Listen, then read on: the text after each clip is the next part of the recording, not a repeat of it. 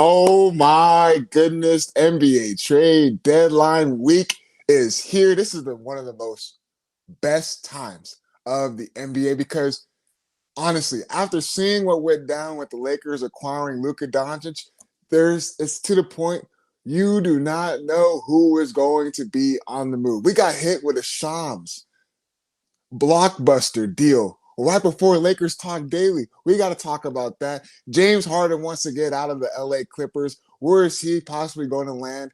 And then you got different scenarios still for the Los Angeles Lakers. Are they going to make a move? Are they going to stay put? Which I still feel like they should. Are they going to make a little deal here and there just to try to add a little bit of significant help to this Lakers defense? We have to see. And then, of course, the Lakers finish off the road trip against the Brooklyn Nets. Let's see how they do against that game to finish off the road trip. But before we do any of that, man, I'm excited. It's a beautiful day. Lakers basketball tonight. The NBA trade deadline is going to get only better. And Lakers Talk Daily, of course, is presented by the beautiful Pechanga Resort Casino. And you can play your perfect combination at Pechanga Resort Casino, the official Native American resort and casino of the Los Angeles Lakers. Skip the traffic. Head on over to Pechanga Resort Casino just off the I-15 of Temecula. Visit Pechanga.com or call 888 Pechanga for reservations and for more information. Honestly, let's just start off right with it. The Lakers are playing against the Brooklyn Nets. The Brooklyn Nets have one guy that I believe the Lakers, for a future or possibly acquire in the offseason, they got that one guy in Nick Claxton. So I was on Lakers Talk last night with Andy Kamenetsky, and he brought up three different players. Now, I'm going to tell you those guys right now. Nick Claxton, of course, Herb Jones, and then Andrew Wiggins, who has been centered around the Lakers for trade rumors these past couple of seasons. He asked a question last night saying, if you had to give up a first-round pick for one of those guys, who would you trade that first-round pick for? And I immediately said Nick Claxton. No shade to DeAndre Ayton.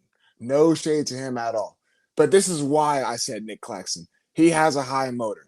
Every single game we've seen from DeAndre Ayton when his numbers are low is because he's not engaged. He has to do a lot where he has to be involved in the offense, especially in the two-man game, the pick-and-roll game. If DeAndre Ayton is not involved that much in the offense, he starts to drift away. He starts to not be engaged. Okay, Nick Claxton, a guy, yes, he thrives in a pick-and-roll game. I do believe he can be that ideal lob threat for Luka Doncic. But you know what Nick Claxton has? He has a high motor, and he exerts most of that energy on the defensive end of the floor. His numbers are solid, but what I love is that he can protect the rim without fouling. He has a great leaping ability. He blocks shots. He runs the floor really hard. Okay, what do we see the Lakers do at their best is when either Luka Doncic gets a rebound, he's outletting the ball, and LeBron James is posting up on the end. Easy layup. Vice versa. LeBron James getting a rebound, they're looking for that early outlet. There's sometimes DeAndre Ayton is not down the floor yet. Nick Claxton's a guy, he's going to be down the floor. And what does JJ Redick like to do? Switch 1 through 5. Nick Claxton can do a solid job. I'm not saying he's this great defender in the perimeter. He will do a solid job because of his length, his wingspan, his ability to contest jump shots. What do Lakers struggle? Contesting the three-point ball. They allow teams to shoot high percentages from the three-point line. There's a reason why they are bottom 5 in the league in defending the three-point line. Nick Claxton will give you the energy, the effort, because when the Lakers look for that, who do they have to go to? Jackson Hayes. We've seen Jackson Hayes close out games because DeAndre Ayton's energy and effort, him being engaged, is not there. It's DeAndre Ayton's experience. And that is okay. What the Lakers acquired him for, what they got him for in the offseason, it makes sense. It worked out early on the season.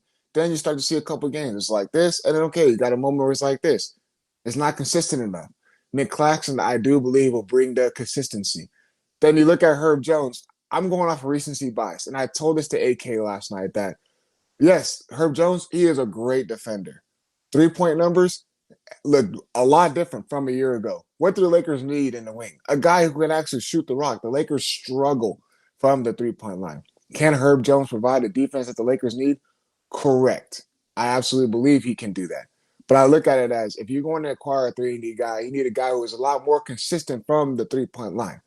So that's why I'm kind of out on Herb Jones, especially what I seen him and pretty much what we like to say is Lakers audition when they came to New Orleans. He did not play well. He did not play well whatsoever. I know the workload was hard for him having to guard a guy like Luka Doncic. So could that possibly disrupt what he has to do on the offensive end of the floor, especially with the dysfunction of that Pelicans team? Possibly. But that's why I'm kind of out on Herb Jones. Don't do that. Okay? I'm still on the stance. Remember, I'm still on the stance to not do anything during the trade deadline. But I'm saying if the Lakers were to be in business and they were to offload one of those first round picks, Nick Claxton is that ideal guy because you need a certified big man. I do not believe DeAndre Ayton is that certified big man. Jackson Hayes is a rotational guy.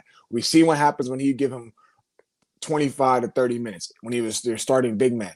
There's a moments in the game where he starts to not be focused on the basketball court. He gets himself into foul trouble a lot. So that's why you see his energy when he's playing in spurts. It's really, really good. So that's why you can't rely on Jackson Hayes to be your starting big man. Nick Claxton is that ideal guy. And then Andrew Wiggins is what AK brought up. Absolutely not. I'm sorry. He's on the older side of his career. Andrew Wiggins doesn't really shoot the three ball well. Great mid-range guy. Can get to a spot defensively. Can be solid. I just don't think he's someone that you need to exert to spend the first round pick for. The timeline with him and Luka Doncic is not there. Everyone's been saying, you want to pair up Luka Doncic with someone who's relatively around the same age, and the contract makes sense for both of them. They want to pair him up not only for this season, but for the following season, and potentially the following one after that. So that's where I'm at with those three different trade scenarios. David Miniman went on the morning show, and he said it himself. He does believe the Lakers are going to make a move, but it's not going to be a shocking move. It's going to be something little, possibly, to kind of help out on the defensive end of the floor. The Lakers, they know what they need. They know they lack defensive effort. They know they lack perimeter defenders. So he believes that the Lakers are not going to make a big splash, but it's going to be someone that could help out on that end of the floor. I'm going to say it one more time. I'm going to sound like a broken record, and I do not care until this trade deadline week is over. Do not do anything. Stay patient. Wait until the offseason. So we got hit with this news right here. And last night, we're sitting around, and it's been nothing but Giannis talk. Giannis talk. Where is Giannis going to go? Is he going to stay in the Eastern Conference? Is he going to go to the New York Knicks? Is he going to go to the Miami Heat? Or is he going to come out west? All these different scenarios, and then you see the roller coaster. He said he wants to stay. Milwaukee is his home. He feels like they got something good brewing up over there. They're a couple pieces away they acquired during the trade deadline. Then he goes off and saying that, they're selfish. His teammates don't pass the rock. It's a lot of selfish basketball out there, a lot of individualism out there on the basketball court. Okay. Then he's going out there saying that only time will tell. I'm going to take it day by day. To then Shams going out again talking about that Giannis is ready for a new home. This roller coaster experience for Giannis Antetokounmpo and just trying to figure out where he's going to go. I think that kind of took the narrative off other names that could potentially be on the move. And then you got hit last night with the Shams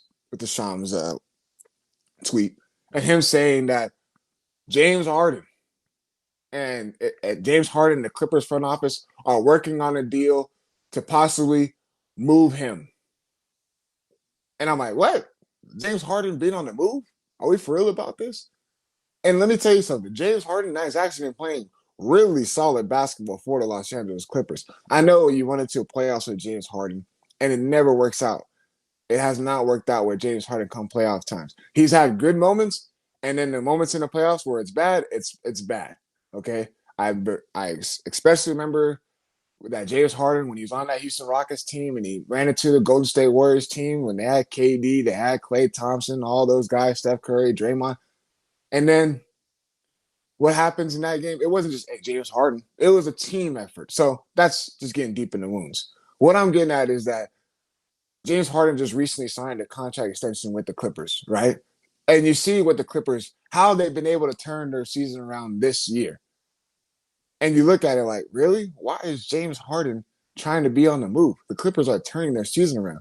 We thought that them getting rid of Chris Paul, there has been glimpses of them like, oh, okay, this team has a chance to kind of be in a play-in. They can give a team a run for their money. They have been playing better basketball. And then you look at the different scenarios of James Harden. Him going from OKC to Houston to Brooklyn, and Brooklyn to Philadelphia to LA. And it's like, man, you really think about it, James Harden has really been on the move a lot for whatever reason. Whether it's pointing the fingers at the Rockets and saying that they don't have enough pieces and that they don't see him not getting his money, whatever the case is, and then calling the Philadelphia 76ers GM a liar and all this different types of stuff. There's like no accountability sometimes with James Harden when you really think about it.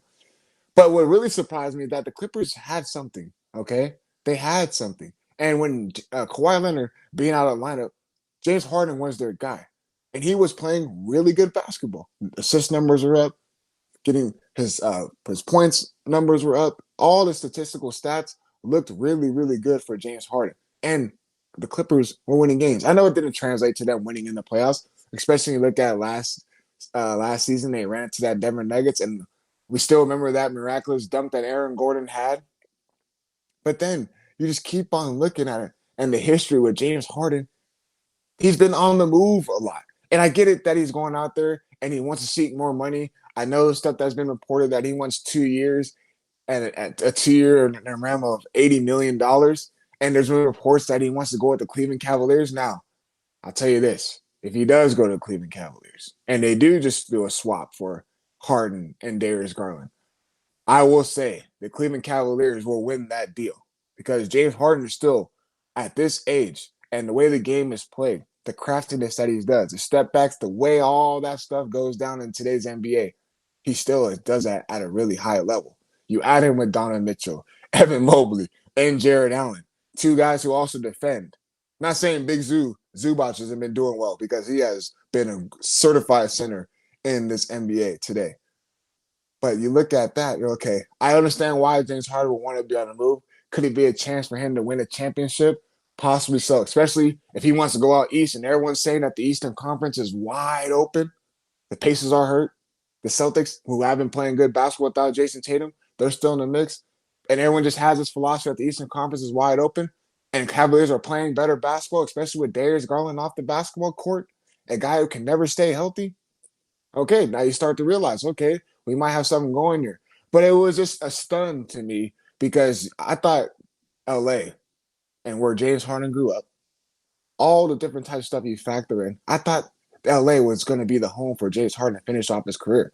But of course, he has different plans. He wants to go seek more money. If that's ideal, then okay, go get your money. But if your goal is to try to win a championship, then that's another story. Because we understand the Clippers, they always run in. That Clippers curse, I still believe it's real. It's a real thing.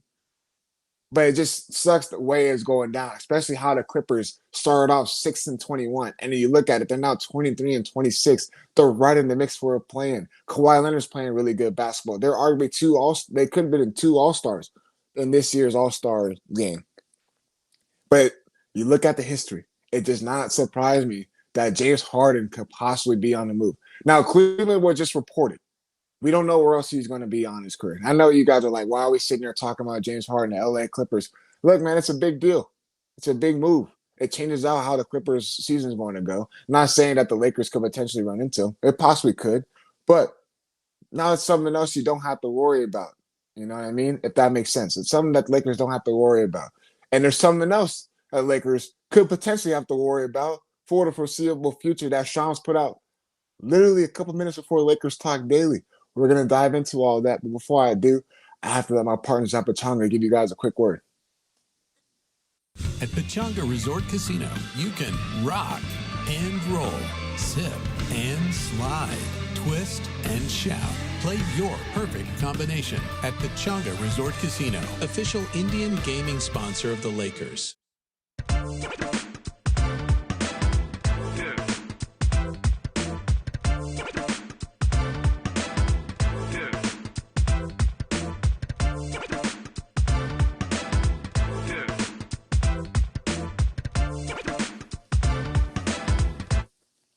Woo-wee. Man, NBA trade deadline is heating up. Again, we're still on Lakers watch. What are they going to do? Are they going to make a move for the trade deadline to enhance the roster for this season? Or are they going to make a move that will be ideal to pair up someone with Luka Doncic, not only for this season, but for the following season after that? But Shams put out a tweet, and we already got another big splash, and it has to do in the Western Conference. The Memphis Grizzlies are trading star forward Jaren Jackson Jr., John Conchar, Jock Landale, and Vince Williams Jr., who I do believe he has a high ceiling, really good defender, to the Utah Jazz for Walter Clayton Jr., Kyle Anderson, Taylor Hendricks, George Niang, and 3 future first-round picks. When I saw this, I said, wait, hold on, timeout. Just timeout real quick. The Grizzlies are trading Jaren Jackson Jr.? What? Why? The whole narrative was the Grizzlies want to build around Jaren Jackson Jr. They want to get rid of Ja Morant. Jaren Jackson Jr. is their foreseeable star. They want to put the right pieces around him. They feel like they got a good young core. You see all that stuff coming out early in the season, especially how Ja Morant has been going down. Especially how we know that he's possibly going to be on the move. And I see that the Utah Jazz acquire him.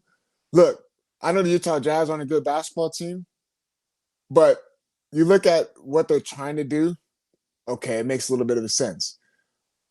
You got to realize that Utah Jazz is very young. They're well coached.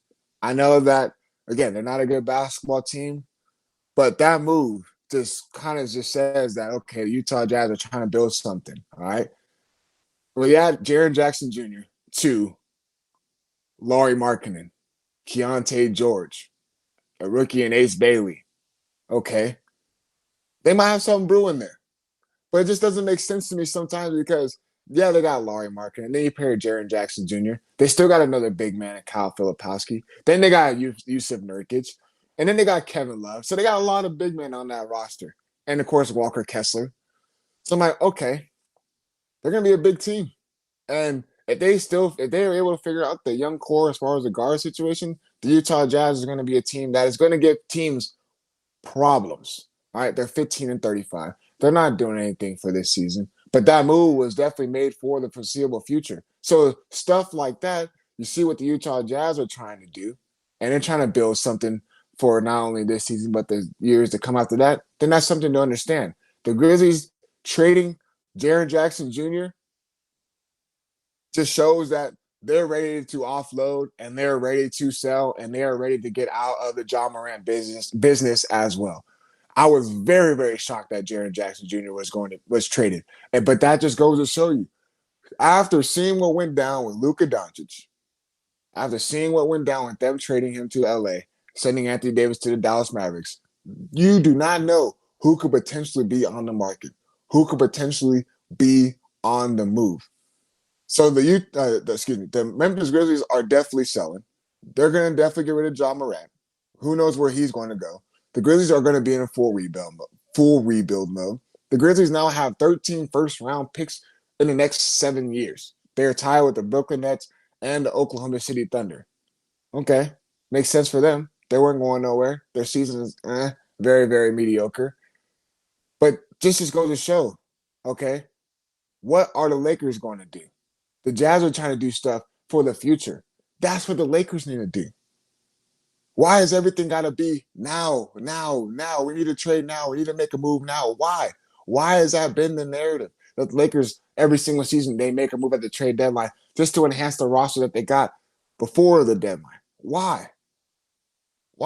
Just for a potential early first-round exit? A potential second-round exit? Why is it hard just to understand that, just to be patient? This Luka Doncic window, it's still there. It's time. Not everything's not going to happen overnight. Okay, you got to remember. Yes, I know people are bringing up the Lakers have the same record before the trade deadline that they did last year, and they're saying that. I heard stuff that Anthony Davis at the time was. Is this the right move and all this stuff? Yes, it's the right move, man. You have a generational superstar. No one said that it was gonna bring instant championships. We got to remember what the Lakers' flexibility was going into the offseason with Luka Doncic. They gave him a contract extension, as they should. But then you look at it, they knew that the roster wasn't going to be enough to contend for a championship this season. Why do you think they're able to do little deals like that with DeAndre Ayton and Marcus Smart? The market wasn't big enough for them to acquire someone to make a big splash and a big move for this season.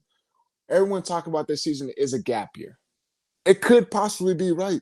Remember, this isn't you don't get Luka Doncic for this season. You got him for your future. And with the new ownership group coming in, guess what? It takes time. No one said it's going to happen right now. It might not happen next season. But if you have a proper plan, you have a great execution, you understand what you need to acquire to build around Luka and Austin Reeves, then that is okay. Why try to go out and get a little move for a 3-and-D guy who possibly could walk? All right. I know you can offload up those expiring contracts, but you got to remember, no one is going to be in the Dollar Connect business. No one is going to want to be in the Gabe Vincent business. Do not trade Rui Hachimura right now, especially the way he's been playing, and someone that is embracing their role. Remember, he could easily be like, nah, I'm a starter. I don't deserve to be on the bench. But him embracing his role and finding a different way to help out this Lakers team and provide scoring from the bench, that only shows the kind of character he is, but also the buy-in that he has. Austin Reeves has been out of the lineup. So that's another look we got to see. What are they going to be when Austin Reeves gets back in the mix? The Lakers, and so Austin Reeves, LeBron James, and Luka Doncic have only played 8 games with each other. So we haven't gotten that full experience. So that's why it's be patient. And that's why McMillan is probably going on to say the Lakers are gonna make a move, because they feel like if they get their big three back and they add someone that can help on the defensive end of the floor, the Lakers can possibly make a push. I just do not see it. And I just have a realistic expectation within myself and just the way this roster is constructed. I do not see them beating the Oklahoma City Thunder. I do not see them beating the Denver Nuggets. I see them struggling against the Houston Rockets team. I do believe that they can give them a series. No one's questioning Lakers could give anyone a series. But as far as them actually winning a series and being finals contenders, it's just hard for me to really, really see. So I just had to dive into that. I know there's going to be a lot of other moves made. We're still on Giannis' watch. Where is he going to go? This James Harden news is something else that we got to be looking out for. If he goes out east, the Clippers season all of a sudden is going to take another drastic turn. And then you look at what the Grizzlies are doing, offloading off of Jaren Jackson Jr., him going to the Utah Jazz. It's only to get excited for what could potentially be out there. We do not know. Every single name that has been linked to the Lakers, of course, we were, DeAndre Hunter being sent to the Kings for Dennis Schroeder and Keon Ellis. For being honest, the Lakers probably dodged a bullet. I'm glad they didn't get in that business. It probably wasn't going to work out. His numbers have been low. Ideally, Keon Ellis would have been a right fit, but guess what? The Lakers did not have the right assets to acquire Keon Ellis. There is a reason why. If the Lakers were so engaged and aggressive in trying to acquire one of those guys, and the fact that they couldn't land two targets that they've been linked to, just goes to show you that teams probably don't value what the Lakers have unless they're willing to offload those first round picks. And that's where you got to tell yourself, is it really, really worth it? So, yeah, I mean, I just got another Shams bomb right here that go ahead and look at that real quick. I do believe that we got another trade. We'll see what that's talking about. But as always, winding down of our episode with my guys in the back, I think they're ready to go. If they got some, I'm going to go ahead and bring them in. My guy, Parker Bell, Graham Metzger, what we got today, man? Yes, sir, DeAndre. Like you said, trade deadline is very, very much heating up right now. And I'm just going to go ahead and read this trade right now that just came down. Nothing crazy, but starting to heat up. So from Shams, Chicago, Minnesota, and Detroit have agreed on a multi-team deal that sends Jaden Ivey and Mike Conley to the Bulls, and Kevin Huerter and Dario Saric to the Pistons. Detroit also will receive a 2026 first-round protected swap from Minnesota. DeAndre, this is hilarious because we were just together last night for Lakers Talk with AK. At the end of the show, we were talking about guys that have bounced around a lot. Dennis Schroeder was kind of the genesis of that conversation. For sure. And Dario Saric, man, again, he's on the move for the second time this trade deadline. Hey, look, man, Dario Saric is completing the rainbow palette just like Dennis Schroeder over there, man. The Roy G. Biv. That's right. That is right. Honest, Graham, so you reading that to me, and I just talking. I like Jaden Ivey. And I'm Yeah, surprised that the Pistons did anything, especially at the season that they're having. Number one in the Eastern Conference. This kind of shocks me because I know Jaden Ivey's coming off of that season-ending injury he had last year. He's trying to get a little rhythm back still. He doesn't have that same level of explosiveness. He's trying to change his game up because, like I said, that season-ending injury takes a toll on him. I don't mind the Pistons acquiring Kevin Herter and Dario Saric, but for the Bulls, you're getting the older veteran of Mike Conley. Okay. Minnesota, I'm surprised I got rid of Mike Conley, if I'm being honest, because he has that not championship. He has that playoff experience. He's a veteran. And I don't know what Minnesota plans are. That's kind of interesting to me. But seeing Kevin Herter go to, I don't want to dive too much into this, but just seeing him go to the Pistons, I do believe the Pistons are trying to expand more of the 3-point shooting because the only guy that really got is Duncan Robinson. But for the the Minnesota Timberwolves to get rid of Mike Conley, kind of interesting to me. It tells that they're fully in on Dante DiVincenzo. So we'll see how that's going to pan out for the Timberwolves because another name that has been linked to different trade scenarios. So that just only goes to show me what the Timberwolves' plans are. very interesting. We'll keep monitoring these deals. But DeAndre, we planned on playing a little who he play for today, but because we're getting some trade action, I actually wanted to switch it up and say where he going. So I'm going to throw a few guys at you, a All right. few former Lakers. I want you to tell me if they're staying or going at the deadline. All I want right. to start with our guy, D'Angelo Russell. Been Ah. getting a bunch of DMPs. Do you think there's something there? Will the Mavs move him? So the Mavs, I saw some reports that they're trying to offload a D'Angelo Russell. They're trying to find a very trades suitor for him. D'Angelo Russell, I know they acquired him. They thought that he can fill that necessary point guard role with Kyrie Irving being out of the lineup. But they seem that they're right. Ryan Nembhard, he's been playing really, really well for them. So D'Angelo Russell certainly has found his way out of the rotation. I do believe he'll be on the move. Or honestly, if he ends up staying with the Dallas Mavericks, he probably will be a DMP for majority of the season. How about KCP, Kentavious Caldwell Pope? We've spoken about him maybe coming back to the Lakers in past years, and it feels like Memphis is selling now. Mm-hmm. I love KCP. I think he does a lot of things great in his role, especially being able to shoot the 3-point rock and his ability to defend. KCP, got to remember, he's a champion for a reason. All right. I do believe he's going to be on the move because you're seeing if the Grizzlies are trading their superstar talent in Jaren Jackson Jr., I'm telling you right now, be on the lookout. They're going to be offloading off of John Morant. They're going to possibly move KCP. I'm telling you right now, the Grizzlies are going to go back to the young core. They got 13 first round picks. They're looking to rebuild. And KCP at this stage of his career, do you think he wants to be in a rebuilding mode? No, he's going to want to play for a contender. Last one I got for you, real quick, DeAndre. All How right. about Max Christie? He's been putting together some good games, and Lakers fans, I feel like we all got a little bit of a sweet spot for Max Christie. Look, man, if we're being honest, Max Christie had a very promising future. All right, that's no question, especially what he's able to do on being a 3-and-D guy. What he has also done for the Dallas Mavericks, that brother has elevated his offensive game. He is taking guys off the dribble, Graham. He's actually getting to the rim. He's getting to the basket. He's playing off of one dribble pull-ups. He has expanded his offensive game. And guess what? He is still young. Why, if you're the Dallas Mavericks, why would you consider trading him if you're seeing what he has been doing? I've seen his game against the New York Knicks. That brother was unconscious from the field. He was scoring left and right, and the Knicks had no answer for Max Christie.